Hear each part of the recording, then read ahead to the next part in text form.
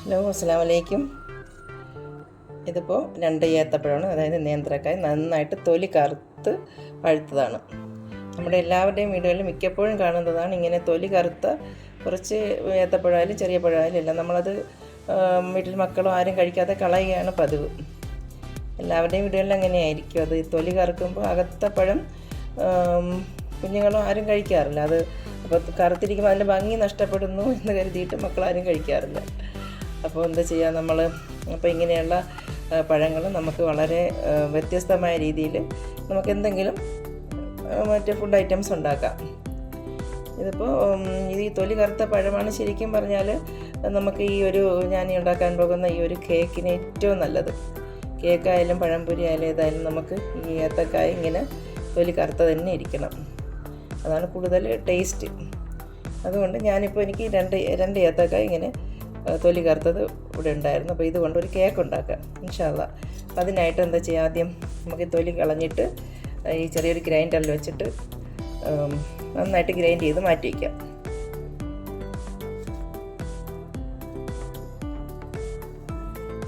തൊലി കറുത്തെങ്കിലും പഴം ചീത്തയായിട്ടില്ല, നല്ല പഴമാണ്.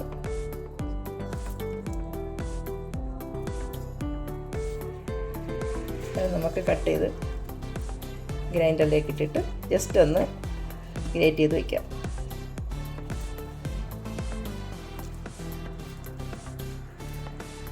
നല്ലൊരു അടിപൊളി ഒരു സോഫ്റ്റ് ആൻഡ് വളരെ നല്ല ഒരു കേക്കാണ്,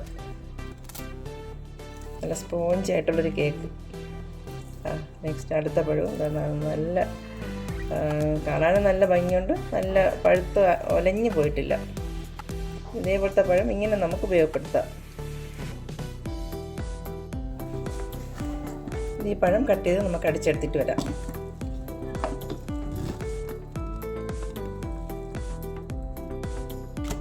പഴം നന്നായിട്ട് അടിച്ചെടുത്ത് വെച്ചിട്ടുണ്ട്. ഇനി ഇതിൻ്റെ ബാക്കി കണ്ടൻറ്റുകൾ നമുക്ക് ചേർക്കാം.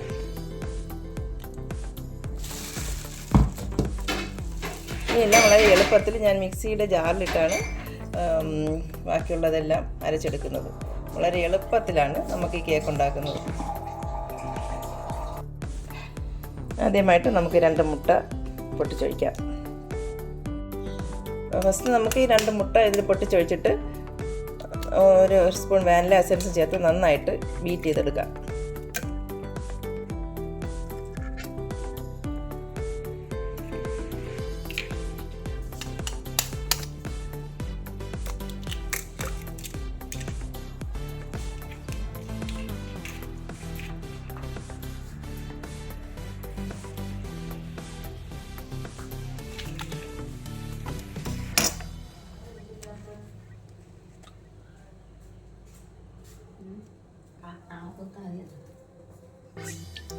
ഒരു സ്പൂൺ വാനില എസൻസ്,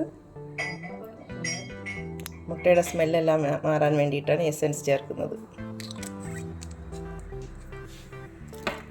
ഇത് നന്നായിട്ട് ബീറ്റ് ചെയ്തെടുക്കാം. ഈ മുട്ടയും വാനില എസൻസും കൂടി നന്നായിട്ട് ബീറ്റ് ചെയ്തെടുക്കാം.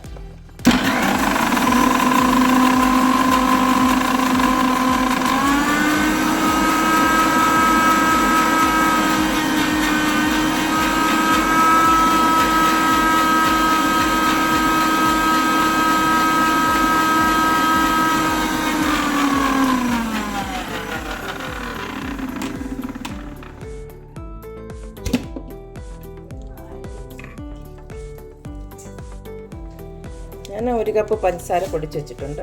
അത് നമുക്കിതിൽ ഏകദേശം ഒരു 3/4 കപ്പോളം ഇതിൽ ഇട്ടിട്ട് നന്നായിട്ട് ഗ്രേറ്റ് ചെയ്യാം.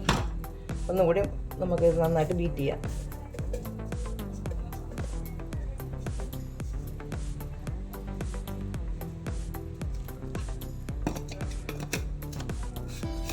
മധുരം കൂടുതൽ വേണമെന്നുള്ളവർക്ക് അതനുസരിച്ച് ചേർക്കാം.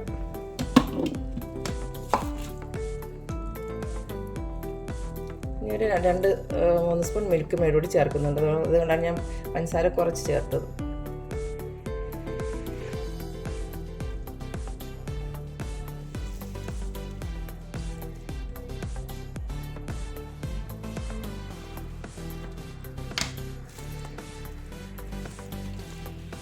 അതിനോടൊപ്പം തന്നെ നമുക്ക്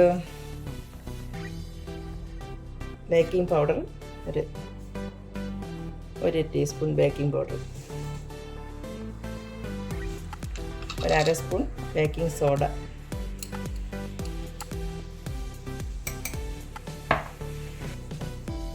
നന്നായിട്ട് ബീറ്റ് ചെയ്യാം.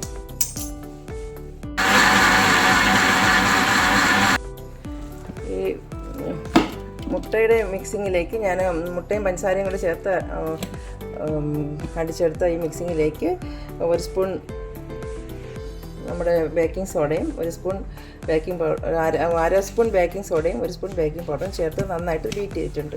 ഇനി ഇതിലേക്ക് നമുക്ക് ഇതിൻ്റെ ഡ്രൈ ഇൻഗ്രീഡിയൻസ് ചേർക്കാം.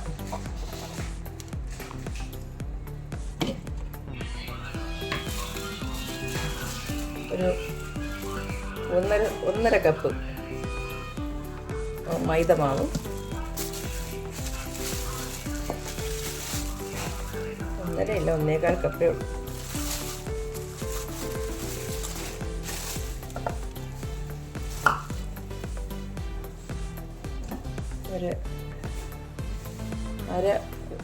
അതായത് ഒരു 3 സ്പൂൺ പാൽ, തിളപ്പിച്ച് തണുത്ത പാലാണ് അതും.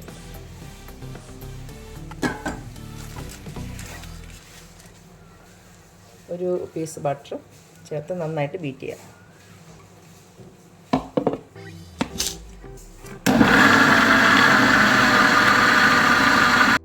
മൈദമാവും മറ്റ് ഇൻഗ്രീഡിയൻസും എല്ലാം കൂടിച്ചിട്ട് നന്നായിട്ട് ബീറ്റ് ചെയ്തിട്ടുണ്ട്.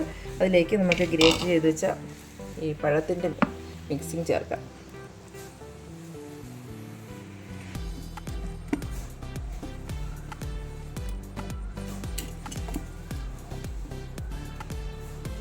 ഇതും കൂടി ചേർത്ത് നന്നായിട്ട് ബീറ്റ് ചെയ്തെടുക്കാം.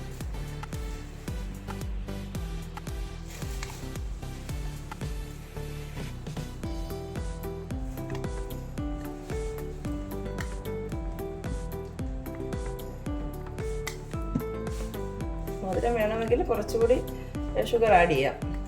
ഞാൻ 2-3 സ്പൂൺ കണ്ടൻസ്ഡ് മിൽക്ക് ചേർത്തിട്ടുണ്ട്. പിന്നെ പഴത്തിൻ്റെ മധുരവും എല്ലാമായിട്ട് ഇപ്പോൾ കറക്റ്റ് മധുരമാണ്.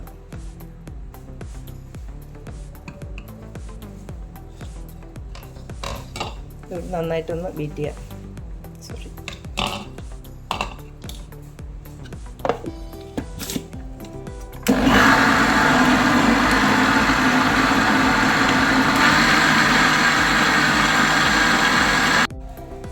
ഇതിലേക്ക് ഒരു 2 സ്പൂൺ സൺഫ്ലവർ ഓയിൽ ചേർത്തിട്ട് ജസ്റ്റ് ഒന്ന് മിക്സ് ചെയ്തെടുക്കാം. ഇനി ഒരുപാട് ബീറ്റ് ചെയ്യേണ്ട. ഞാനിപ്പോൾ ഇതിൽ തന്നെ നല്ല ഒരു പീസ് ബട്ടർ ചേർത്തിട്ടുണ്ട്. അപ്പോൾ ഈ ഓയിലൊന്ന് മിക്സ് ആവാൻ വേണ്ടി മാത്രം ചെറുതായിട്ടൊന്ന് ബീറ്റ് ചെയ്യാം.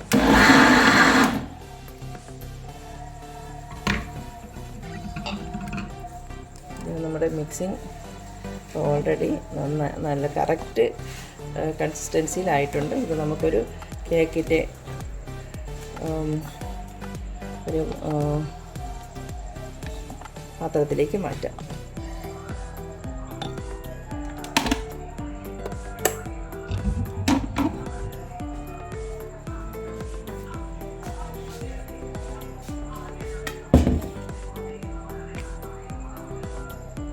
ഞാനൊരു ബട്ടർ പേപ്പർ വെച്ചിട്ട്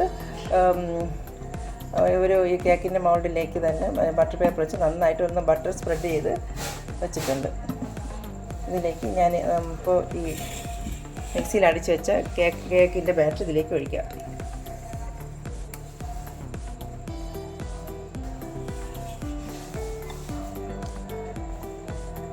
വളരെ എളുപ്പത്തിൽ നമുക്ക് മിക്സിയിൽ ഇതുപോലെ ഒരു അരമണിക്കൂർ മതി നമുക്കൊരു കേക്ക് റെഡിയാക്കാനായിട്ട്.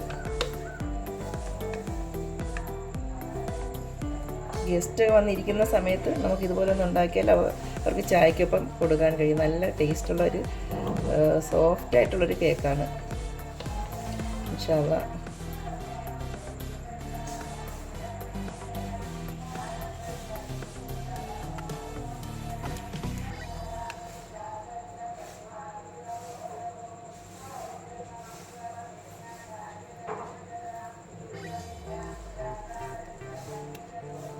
ഇതിനകത്തുനിന്ന് ഫുള്ളും നമുക്ക് ഈ കേക്കിൻ്റെ പാത്രത്തിലേക്ക് മാറ്റാം.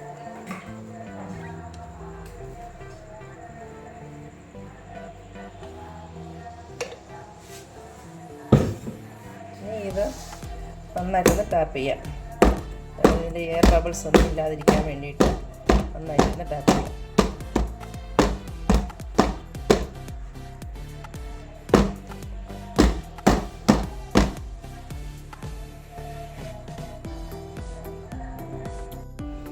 അപ്പോൾ കറക്റ്റ് 45 മിനിറ്റ് ആയപ്പോൾ എൻ്റെ കേക്ക് റെഡി ആയിട്ടുണ്ട്. ഞാൻ ഏകദേശം ഒരു 10-15 മിനിറ്റ് തണുക്കാൻ വേണ്ടി വെച്ചിരുന്നു.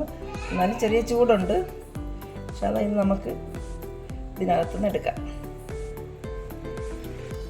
ഇപ്പം വിട്ട് വന്നിട്ടുണ്ട്, സൈഡെല്ലാം വിട്ട്. മാഷാ അല്ലാഹ്, ഇതെല്ലാം അടിപൊളി സൂപ്പർ കേക്ക്. ബട്ടർ പേപ്പർ നീക്കാം. ഞാൻ 2 ലെയർ വെച്ചിട്ടുണ്ടായിരുന്നു. നല്ല ചൂടുണ്ട്.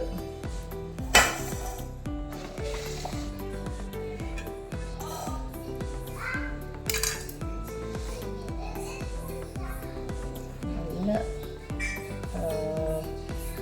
ചൂട് തണുത്ത് കുറച്ച് നേരം മാറ്റി വെച്ചെങ്കിലും ശരിക്കും അത് തണുത്തിട്ടില്ല. ഇതായിട്ട് നല്ല ചൂടുണ്ട്. നമുക്ക് നന്നായിട്ട് തണുത്തതിന് ശേഷം കട്ട് ചെയ്യാം. ഇത് നമുക്ക് ലെയറാക്കി 2-3 ലെയറാക്കിയിട്ട് നമുക്ക് മറ്റ് ഇതിനകത്ത് ചോക്ലേറ്റും പിന്നെ മറ്റുള്ളതെല്ലാം മിക്സ് ചെയ്ത് നമുക്ക് വലിയ കേക്ക് ഉണ്ടാക്കുകയും ചെയ്യാം. ഇങ്ങനെ വേണമെങ്കിൽ ഇങ്ങനെ കഴിക്കുകയും ചെയ്യാം. ഇത് നമ്മുടെ ബനാന കേക്കാണ്. സൂപ്പർ, നല്ല സോഫ്റ്റായിട്ട് സ്പഞ്ച് കേക്ക്, അടിപൊളി. തണുത്തതിന് ശേഷം കട്ട് ചെയ്യാം.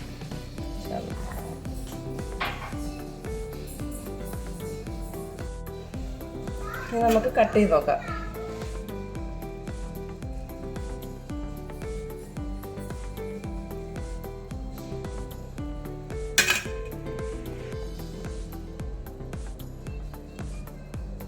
നല്ല സോഫ്റ്റ് അടിപൊളി പഞ്ഞി പോലത്തെ കേക്ക്, അടിപൊളി കേക്ക്.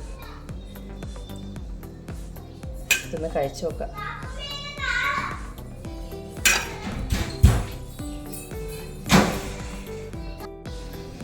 എൻ്റെ ഈ ബനാന കേക്ക് ഇഷ്ടമായെങ്കിൽ ഒന്ന് സപ്പോർട്ട് ചെയ്യണേ. Okay, thank you.